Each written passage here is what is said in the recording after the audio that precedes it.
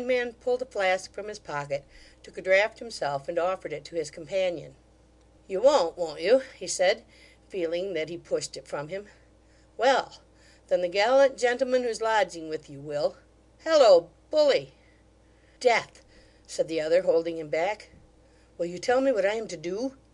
"Do? Nothing easier. Make a moonlight flitting in 2 hours' time with the young gentleman. He's quite ready to go. I have been giving him good advice as we came along. And get as far from London as you can. Let me know where you are and leave the rest to me. She must come round. She can't hold out long. And as to the chances of your being retaken in the meanwhile, why, it wasn't one man who got out of Newgate, but 300. Think of that for your comfort." "We must support life. How?" "How?" repeated the blind man. "By eating and drinking. And how get meat and drink but by paying for it? Money!" he cried, slapping his pocket. "Is money the word? Why, the streets have been running money. Devil send that the sport's not over yet.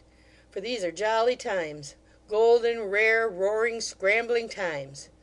Hello, bully! Hello, hello! Drink, bully, drink! Where are ye there? Hello!" With such vociferations, and with a boisterous manner which bespoke his perfect abandonment to the general licence and disorder, he groped his way towards the shed, where Hugh and Barnaby were sitting on the ground. "Put it about," he cried, handing his flask to Hugh. "The kennels run with wine and gold. Guineas and strong water flow from the very pumps. About with it, don't spare it." Exhausted, unwashed, unshorn, begrimed with smoke and dust, his hair clotted with blood, his voice quite gone so that he spoke in whispers, his skin parched up by fever, his whole body bruised and cut and beaten about, Hugh still took the flask and raised it to his lips. He was in the act of drinking when the front of the shed was suddenly darkened, and Dennis stood before them. No offence," said that personage in a conciliatory tone, as Hugh stopped in his draught and eyed him with no pleasant look from head to foot. "No offence, brother. Barnaby here too, eh?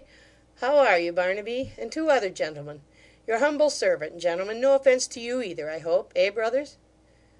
Notwithstanding that he spoke in this very friendly and confident manner, he seemed to have considerable hesitation about entering, and remained outside the roof. He was rather better dressed than usual, wearing the same suit of threadbare black, it is true, but having round his neck an unwholesome-looking cravat of a yellowish white, and on his hands great leather gloves, such as a gardener might wear in following his trade. His shoes were newly greased, and ornamented with a pair of rusty iron buckles. The pack-thread at his knees had been renewed, and where he wanted buttons he wore pins. Altogether he had something the look of a tipstaff, or a bailiff's follower, desperately faded, but who had a notion of keeping up the appearance of a professional character and making the best of the worst means. "You're very snug here," said Mr. Dennis, pulling out a mouldy pocket-handkerchief, which looked like a decomposed halter, and wiping his forehead in a nervous manner. "Not snug enough to prevent your finding us, it seems," Hugh answered sulkily. "Well, I'll tell you what, brother," said Dennis, with a friendly smile. "When you don't want me to know which way you're riding, you must wear another sort of bells on your horse. Ah, I know the sound of them you wore last night, and have got quick ears for 'em, that's the truth. Well, but how are you, brother?" He had by this time approached, and now ventured to sit down by him. "How am I?" answered Hugh. "Where were you yesterday? Where did you go when you left me in the jail? Why did you leave me? And what did you mean by rolling your eyes and shaking your fist at me, eh?" "I shake my fist? At you, brother?" said Dennis, gently checking Hugh's uplifted hand, which looked threatening. "Your stick, then. It's all one." "Lord love you, brother, I meant nothing. You don't understand me by half. I shouldn't wonder now," he added, in the tone of a desponding and an injured man, "but you thought, because I wanted them chaps left in the prison, that I was a-going to desert the Banners?" Hugh told him with an oath that he had thought so. "Well," said Mr. Dennis mournfully, "if you an't enough to make a man mistrust his fellow creaturs, I don't know what is. Desert the Banners? Me? Ned Dennis, as was so christened by his own father? Is this axe yourn, brother?" "Yes, it's mine," said Hugh, in the same sullen manner as before. "It might have hurt you if you had come in its way once or twice last night. Put it down." "Might have hurt me," said Mr. Dennis, still keeping it in his hand, and feeling the edge with an air of abstraction. "Might have hurt me, and me exerting myself all the time to the very best advantage. Here's a world! And you're not a-going to ask me to take a sup out of that 'ere bottle, eh?" Hugh passed it towards him. As he raised it to his lips, Barnaby jumped up, and motioning them to be silent, looked eagerly out. "What's the matter, Barnaby?" said Dennis, glancing at Hugh and dropping the flask, but still holding the axe in his hand. "Hush!" he answered softly. "What do I see glittering behind the hedge?" "What!" cried the hangman, raising his voice to its highest pitch, and laying hold of him and Hugh. "Not soldiers, surely?" That moment the shed was filled with armed men, and a body of horse, galloping into the field, drew up before it.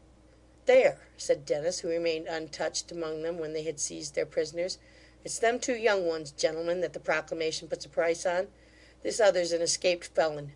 I'm sorry for it, brother," he added, in a tone of resignation, addressing himself to Hugh. "But you've brought it on yourself.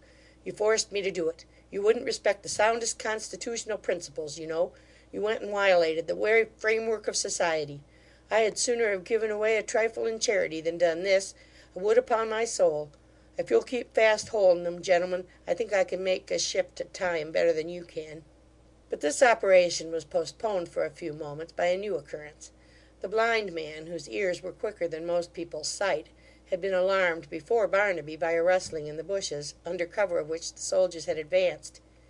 He retreated instantly, had hidden somewhere for a minute, and probably in his confusion mistaking the point at which he had emerged, was now seen running across the open meadow.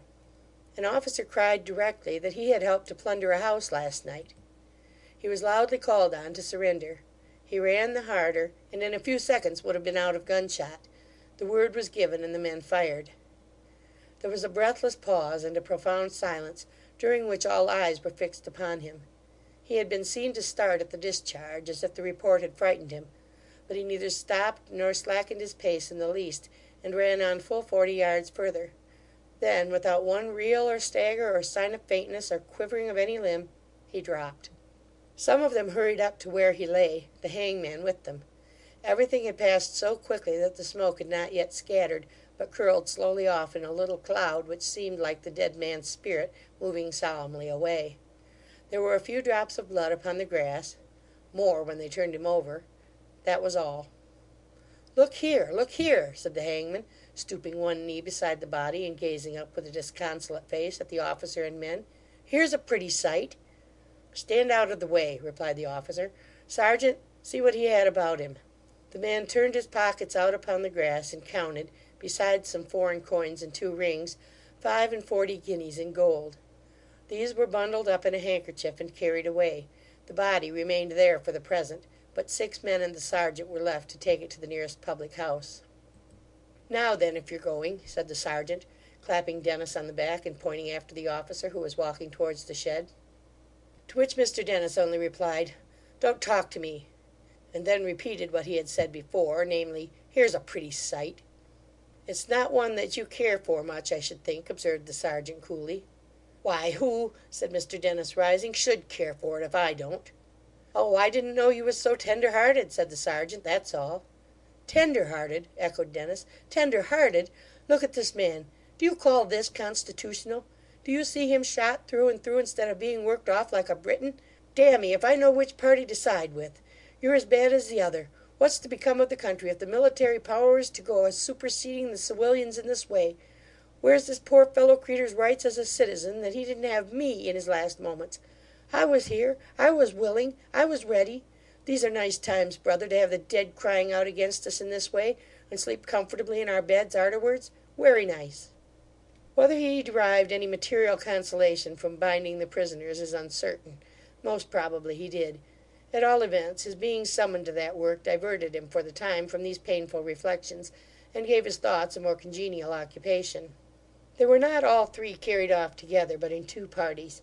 Barnaby and his father going by one road in the centre of a body of foot, and Hugh fast bound upon a horse and strongly guarded by a troop of cavalry being taken by another. They had no opportunity for the least communication in the short interval which preceded their departure, being kept strictly apart. Hugh only observed that Barnaby walked with a drooping head among his guard, and without raising his eyes, that he tried to wave his fettered hand when he passed. For himself, he buoyed up his courage as he rode along, with the assurance that the mob would force his jail wherever it might be, and set him at liberty. but when they got into London, and more especially into Fleet Market, lately the stronghold of the rioters, where the military were rooting out the last remnant of the crowd,